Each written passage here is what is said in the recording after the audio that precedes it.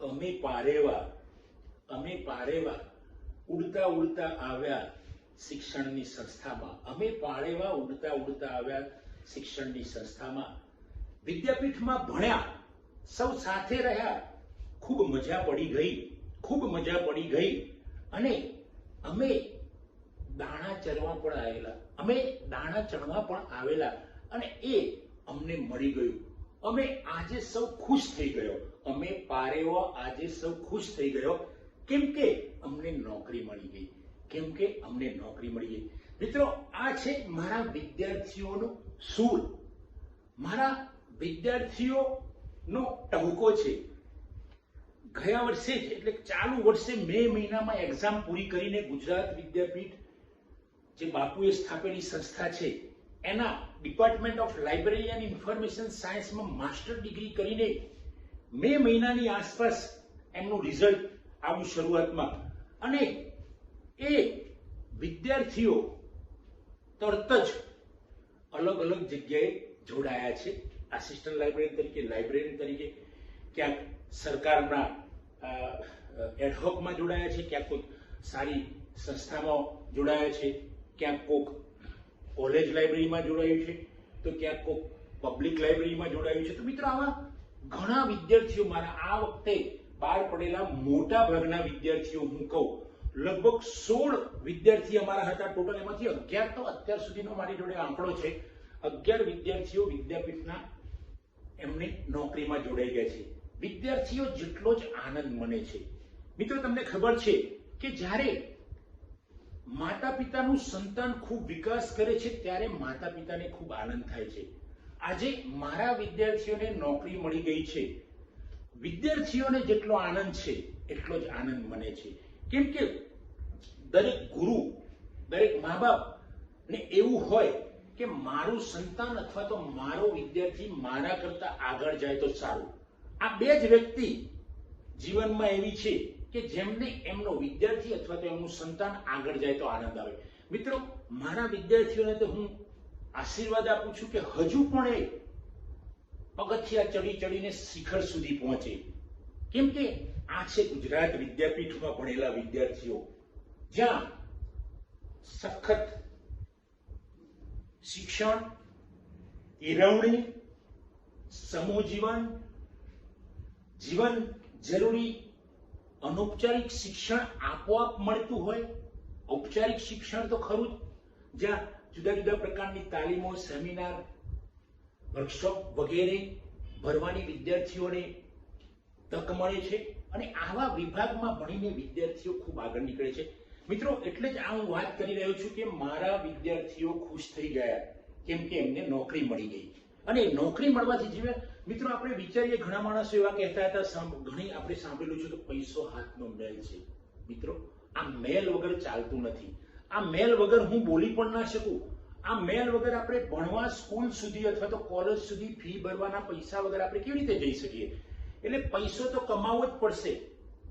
જો વિદ્યાર્થી એમ જ ભણવા આવશે તો એનું ગુજરાન કેવી રીતે ચાલશે? એટલે વિદ્યાર્થી જે પણ સંસ્થામાં આવે છે એક ધ્યેય લઈને આવે છે કે મને નોકરી મળવી જોઈએ, મને રોજગારી મળવી જોઈએ, મારું સ્ટાર્ટઅપ ચાલુ થવું જોઈએ, અથવા તો મને ગમે ત્યાંથી પૈસા કમાવવાની તક મળવી જોઈએ સારા રસ્તે. તો મિત્રો, આ છે વિદ્યાપીઠ જેવી સંસ્થામાં આપ આવો. Department of library and information સાયન્સમાં આવો. હજુ પણ એના પ્રવેશ ચાલુ છે. આપ ફોર્મ ભરો અને ગીતાની એક્ઝામ આપો અને એડમિશન મેળવી લો. તો મિત્રો, આપ પણ મારા વિદ્યાર્થીઓની જેમ કહ્યું ને કે મેં ખુશ થઈ ગયો, અમને નોકરી મળી ગઈ. તો મિત્રો, આપ પણ નોકરી મેળવો, આપ પણ ખૂબ આગળ વધો. હવે મારા પછી મારા વિદ્યાર્થીઓ થોડીક આપને વાત કરશે. શાંતિથી સાંભળજો, હું કહું અને એમના મોઢેથી તમને. નમસ્કાર મિત્રો, મારું નામ પરમાર ધવલ મહેન્દ્રભાઈ છે. હું હાલમાં entrepreneurship development institute of India EDII જે ગાંધીનગર ખાતે આવેલી છે ત્યાં લાઇબ્રેરીમાં ફરજ બજાવું છું. મિત્રો, હું મારા અભ્યાસક્રમની વાત કરું તો ગુજરાત વિદ્યાપીઠ અમદાવાદ ખાતે master of library and information સાયન્સમાં અભ્યાસ કરેલો છે. અમારા જે ડિપાર્ટમેન્ટના જે સર છે, માનનીય શ્રી ડૉક્ટર પ્રયત્કર કે કાનડિયા સરનો હું આભાર વ્યક્ત કરવા માગું છું કે અમારી બેચના લગભગ 12 થી 13 વિદ્યાર્થી મિત્રો જે બધા જ વિદ્યાર્થી મિત્રોને સરે ખૂબ સારી એવી ઓપોર્ચ્યુનિટી આપી છે અને લાઇબ્રેરીમાં કામ કરવાનો અવસર આપેલો છે. મિત્રો, એમાંથી નીરજ વસાવા છે, જે હાલમાં નર્મદા જિલ્લામાં છે આસિસ્ટન્ટ લાઇબ્રેરિયન તરીકે ગવર્મેન્ટ સેક્ટરમાં છે. ત્યારબાદ ધર્મેશ દાફડા છે, જે હાલ અમરેલીમાં છે. તેમજ મેહુલ જાટવ છે, જે મારી સાથે EDIOમાં લાઇબ્રેરીમાં ફરજ બજાવે છે. ત્યારબાદ દીપિકા છે, નિશા છે, દિવ્યા છે. તમામ વિદ્યાર્થી મિત્રોને સરે ખૂબ જ મદદ કરેલી છે જોબ ઓપોર્ચ્યુનિટી માટે. સર, તમારો હું ખૂબ ખૂબ આભાર વ્યક્ત કરવા માગું છું. જો મિત્રો, તમે પણ લાઇબ્રેરી સાયન્સમાં કારકિર્દી બનાવવા માગતા હોય અને આગળ વધવા માગતા હોય તો મિત્રો તમે પણ લાઇબ્રેરી સાયન્સનો કોર્સ કરો અને ગુજરાત વિદ્યાપીઠ અમદાવાદની જે વેબસાઇટ છે ત્યાં જઈને એડમિશન મેળવી શકો છો. તમે પણ તમારું ભવિષ્ય બનાવી શકો છો. ખૂબ ખૂબ આભાર સર. ખૂબ ખૂબ આભાર મિત્રો. નમસ્તે મિત્રો, હું ઉર્મિલા વસાવા છું. હું મારો થોડો પરિચય આપું તો હું નર્મદા જિલ્લાના ડેડિયાપાડા તાલુકાના નાના ગામના સાંકડી ગામમાંથી આવું છું. મેં MLICનો અભ્યાસ ગુજરાત વિદ્યાપીઠમાં પૂર્ણ કર્યો છે. મેં મારો MLICનો અભ્યાસ મે મહિનામાં પૂર્ણ કર્યું હતું અને સાથે જ 1 જૂન 2026ના રોજ મને સરકારી વિનય કોલેજ તિલકવાડામાં આસિસ્ટન્ટ લાઇબ્રેરિયન તરીકે મને જોબ મળી ગઈ છે. તે બદલ હું ગુજરાત વિદ્યાપીઠના department of library and information સાયન્સના વિભાગીય અધ્યક્ષ ડૉક્ટર બ્રેડકર સર કાનડિયાનો હું ખૂબ ખૂબ આભાર માનું છું. મારા સાથી મિત્રોની વાત કરું તો સૌપ્રથમ તો નીરજભાઈની વાત કરું. નીરજભાઈ નર્મદા જિલ્લાના ગરુડેશ્વર તાલુકામાં આસિસ્ટન્ટ લાઇબ્રેરિયન તરીકે જોડાઈ ગયા છે. પછી વાત કરું નિશાબેનની. નિશાબેન વડોદરામાં આસિસ્ટન્ટ લાઇબ્રેરિયન તરીકે જોડાયા છે. પછી સોનલબેન છે, એ પણ સાવલીમાં, અને નીલમ રાવ જે વલસાડમાં લાગી ગયા છે. પછી વાત કરું મેહુલ જાટવ અને ધવલ પરમાર, તે પણ PTIમાં લાગી ગયા છે.